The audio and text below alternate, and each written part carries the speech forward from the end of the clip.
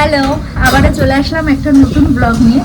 আজকে হচ্ছে 6th June, আজকে শনিবার। তো শনিবার ভেবেছিলাম নিরামিষ খাবো, কিন্তু আমি এখন মঙ্গলবার করি, যেহেতু শনি রবি দুদিনই ছুটি থাকে, তো এদিক ওদিক যাওয়া হয় যদি ঠিকঠাক করে না মানতে পারি, সেই জন্য ভাবলাম একটা দিন যখন মানবো সেটাই মানবো, মঙ্গলবার।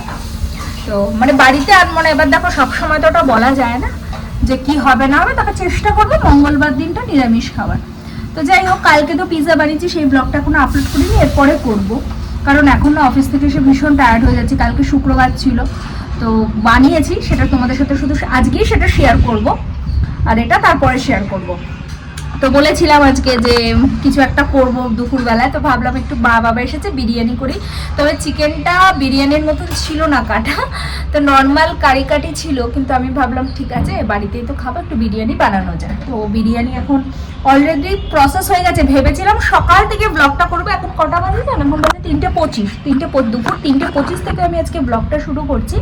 তার একটাই কারণ, আজকে একটা বিশাল দুর্ঘটনা ঘটেছে। কি দুর্ঘটনা বলছি, এই যে দরজাটা দেখতে পাচ্ছ, এখানটা আমি দাঁড়িয়েছিলাম, এই দরজাটা পুরো এরকম বন্ধ হয়ে এসে এই যে গ্লাসটা মানে ভেতরে যে ফাইবারটা, এই ফাইবারটা পুরো খুলে আমার মাথায় পড়েছে। এই দেখো দড়ি দিয়ে পুরো বেঁধে রাখা হয়েছে, এই যে এইখান থেকে পুরো আঠাটা চলে গেছে, জানি না দেখাতে পাচ্ছি নাকি, এই যে এখানে পুরো আঠাটা চলে গেছে। তো এই দরজাটা মানে এই ফাইবারটা খুলে মাথায় পড়েছে অল অফ সাডেন। মানে আমি না পুরো শক হয়ে গেছে, মানে হয় না যে মানে আমি কিছু করতেই পারছি না। আমি এখানটায় দাঁড়িয়েছিলাম, সাথে সাথে এসে বাবা ওই গ্লাসটাকে ধরে এখানে আবার ফিট করে, মানে উপরের এই আঠাটা খুলে যাবার ভেতর থেকে এই যে এই শেডটা থেকে এটা খুলে গেছে, এই জন্য এটাকে ভালো করে দড়ি দিয়ে আটকে রাখা হয়েছে। তো কালকে দীপ আসবে গোয়া থেকে, রবিবার, তো তারপরে কোনো একটা ডাকা হবে মিস্ত্রিকে, তারপর এটা ঠিকঠাক করা হবে। কিন্তু আজকে মা বাবা ছিল, সবাই ছিল, তো আমার এখানেই হচ্ছে, মানে আমি এই জায়গাটায় দাঁড়িয়ে ভিডিওটা মানে কথা বলছিলাম সেই সময়। মানে আজকে যে কত বড় একটা ফারাক আছে, মানে এটা ভেঙেও যেতে পারতো, মানে এটা ফাইবারটা এত জোরেই পড়েছে, আরেকটু হয়তো বেশি জোরে পড়লে হয়তো আমার মাথা ফেটে যেতে পারতো, বা হয়তো আরো বেশি কিছু হতে পারতো, বা বাবা মা না থাকলে আরো বেশি কিছু হতে পারতো, দীপ নেই কি হতো, মানে এটা বিশাল ফারাক আছে। সেইটা কাটিয়ে উঠতে না আমি এখনো কাটিয়ে উঠতে পারিনি। মানে হঠাৎ করে যতবার ওটা চোখের সামনে আসছে আমার তত মানে কেন জানি এটা হয় না, একটা ভয় কাজ করছে যে তাহলে কি হতো। কারণ আগের বছর আমি তো তখন ব্লগ করতাম না, ওই মানে আমাদের বারান্দাতে আমি 5.5 ঘন্টা আটকে ছিলাম। হ্যাঁ, মানে কোনোভাবে আমার স্লাইডিংটা বন্ধ হয়ে গেছিল, আমি দেখাচ্ছি দাঁড়ো। তো স্লাইডিংটা পুরো বন্ধ হয়ে গেছিল, আর দীপ ছিল না, দীপ গোয়া গেছিল এরকম, মানে ওর অফিসের থেকে নিয়ে গেছিল। আর আমি যেহেতু 10 তলার ওপরে থাকি, তো 10 তলার ওপর থেকে কাউকে ডাকলেও কেউ শুনতে পাচ্ছে না। আমি মানে তারপরে মানে এখান থেকে চিৎকার করতে করতে 12 তলায় যারা থাকে তারা সেটাকে শুনে সেখান থেকে সিকিউরিটিকে ফোন করেছে, দরজা ভেঙেছে, তারপর আমাকে রেস্কিউ করছে। মানে এইটা না পুরো এরকম পুরো আটকে গেছিল হাওয়াতে।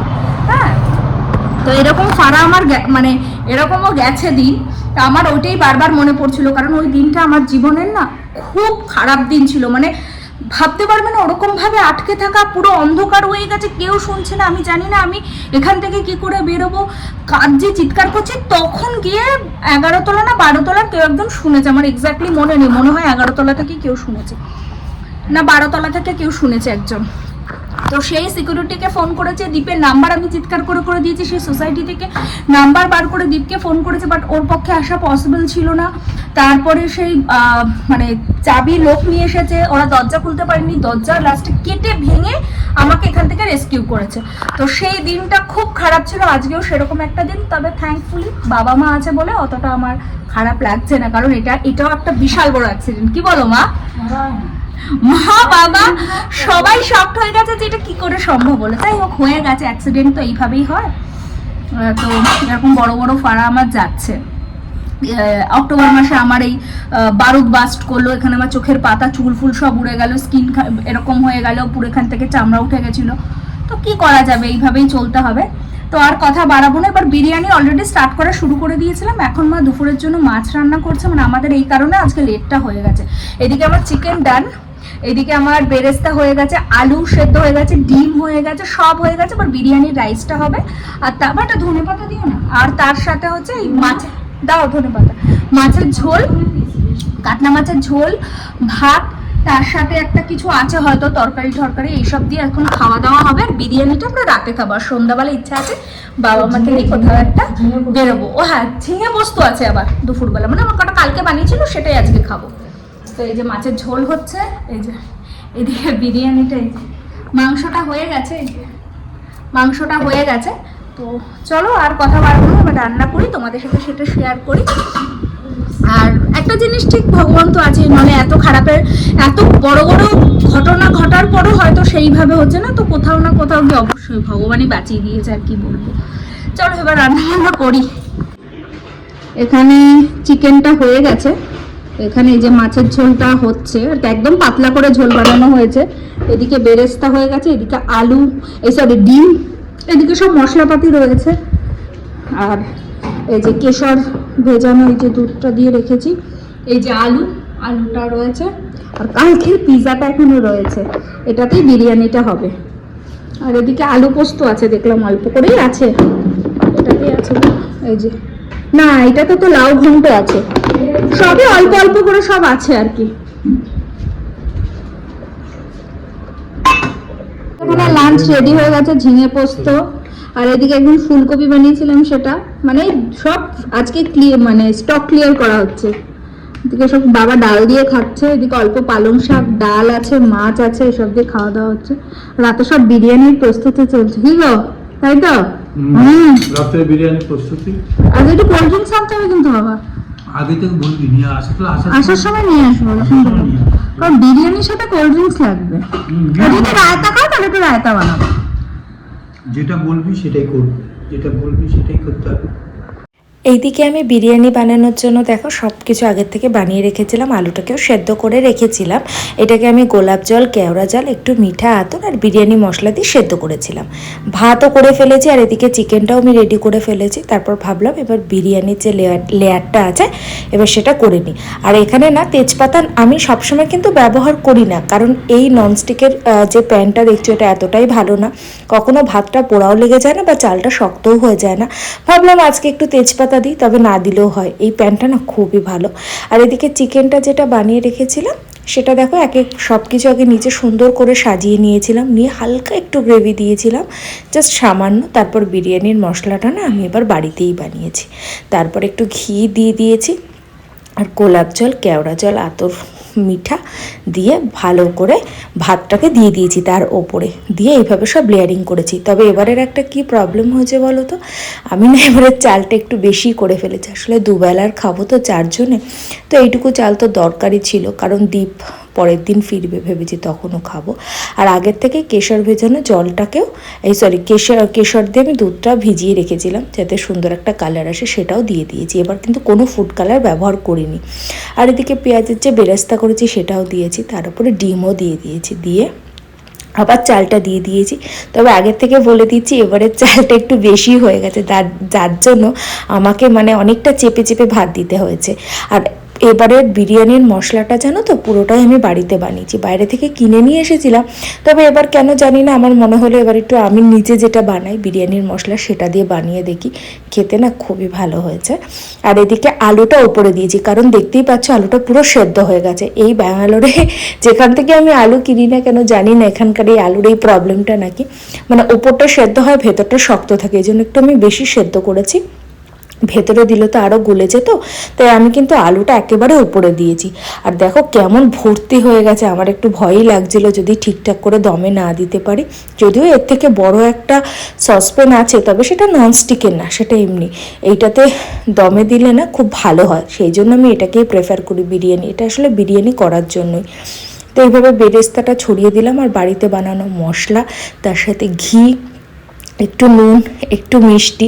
আর প্রত্যেকবার বিরিয়ানি বানাতে গেলে জানো তো আমার নুনটা কমই হয়, মানে নুনটা ইচ্ছা করে আমি একটু কম দিই, যদি নুন কাটা হয়ে যায় তাহলে তো আর খাওয়া যাবে না, সেই জন্য। তো দিয়ে ভালো করে ফয়েল পেপার দিয়ে দেখো মুখটাকে মুড়ে দিলাম যাতে একেবারে হাওয়াটা বেরোতে না পারে।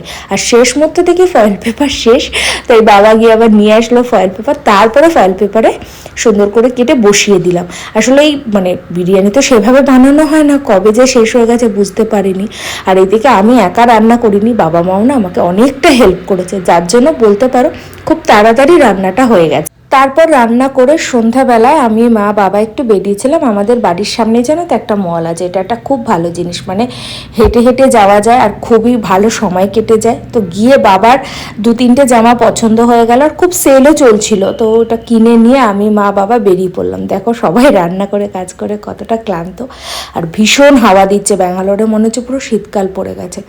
তো তারপর আমি মা বাবা কিছু খাইনি, কারণ বাড়িতে এসে বিরিয়ানিটা খাবো বলে আর কিচ্ছু খাইনি আমি, যদিও ওদেরকে বলেছিলাম। আর বাড়ি থেকে না চা খেয়ে গিয়েছিলাম। এসে দেখি বিরিয়ানিটা একদম রেডি হয়ে গেছে, অবশ্য অনেক আগেই রেডি হয়ে গেছে। আমি আর বিরিয়ানির ঢাকনাটা খুলিনি, ভাবলাম একেবারে রাত্রেবেলাতেই ওপেন করব যখন খাবো। আর এদিকে দেখো কি ঝরঝরে হয়েছে, আর খেতে না ভীষণই ভালো হয়েছে। আমি এইভাবে ভালো করে বিরিয়ানিটাকে তুলে নিচ্ছিলাম, তার একটাই কারণ ওই যে বললাম আমি এবার রাইসটা অনেকটা বেশি দিয়ে দিয়েছি, যার জন্য আমি মাকে বললাম আগে রাইসটাকে তুলে নিই, নাহলে ভাতটা ভেঙে যাওয়ার সম্ভাবনা থাকে। আর বিরিয়ানির চাল কি বলো তো, একবার ভেঙে গেলে একদম ভালো লাগে না। সরু সরু লম্বা লম্বা চাল হলে না খেতে খুব ভালো লাগে, বিরিয়ানির চাল তো এরকমই হয়, তাই না? এদিকে আমি অনেকটা তুলে ফেলেছি, নিচে মাংসটা ছিল, 2টো বাটিতে আমি রাইস তুলেছি। আর এইদিকে সসপ্যানে বাকি রাইসটা আমি একটু গরম করতে দিয়েছি। খুব ধোয়া ওঠা না হলে বিরিয়ানি খেতে ভালো লাগে না, কারণ বিরিয়ানিটা ঢালতে ঢালতেই বিরিয়ানিটা ঠান্ডা হয়ে গেছিলো। আর এদিকে দেখো মা বাবা খেতে বসে গেছে, কোনো কথাই হবে না, এতটাই ভালো লেগেছিলো। কারণ এবছর গিয়ে বাড়িতে বানিয়েছিলাম, কিন্তু এবার এখানে এসে যখন বানিয়েছি মা বাবার ভীষণই ভালো লেগেছে। ওরা দোকানের বিরিয়ানির থেকে আমার হাতের বিরিয়ানি খাওয়াটা বেশি পছন্দ করে। ওই যে বললাম বাবা মার আলাদা করে কি বলবো, সবসময় আমার হাতের রান্না তো ভালো বলবেই, তাই না? তবে তোমরা বানাতে পারো, খুবই ভালো হয়, যেরকম দেখিয়েছি একদম সিম্পলভাবে বানিয়েছি। রেসিপিটা আর কি শেয়ার করবো, এক একজন এক এক রকমভাবে নিজের পদ্ধতিতে বিরিয়ানি বানায় না, সেই জন্য রেসিপি শেয়ার করিনি। তবে কোনো এক সময় যদি মনে হয় অবশ্যই তোমাদের সাথে শেয়ার করব। তারপর বাবা মায়ের জন্য আমি একটু স্প্রাইট নিয়ে এসেছিলো, তো সেটা দিয়ে আমি একটু ভার্জিন মহিতো বানিয়েছিলাম। এদিকে বাবা মা খাচ্ছে, দেখো কতটা খুশি। তখন রাত্রি কটা বাজে যেন 12টা বেজে গেছে। খেতে খেতে আমরা প্রত্যেক দিনই এরকমই হয়, গল্প করি, আড্ডা মারি, মানে কখন যে সময়টা কেটে যায় বুঝতেই পারি না। খাওয়ার পর হঠাৎ করে মনে হলো একটু স্কিন কেয়ার করা যাক। আমি আর মা দেখো আমরা স্কিন কেয়ার করছি, আর মা হেসেই মা পাগল হয়ে যাচ্ছে, বলছে এত রাত্রেবেলায় কেউ এরকম করে, কেমন ভূতের মতো লাগছে। যাই হোক, এইভাবেই আমরা আমাদের সময়টা কাটাই আমি মা বাবা। চলো আজকে এতটুকুই, আবারও দেখা হবে নতুন একটা দিনে নতুন একটা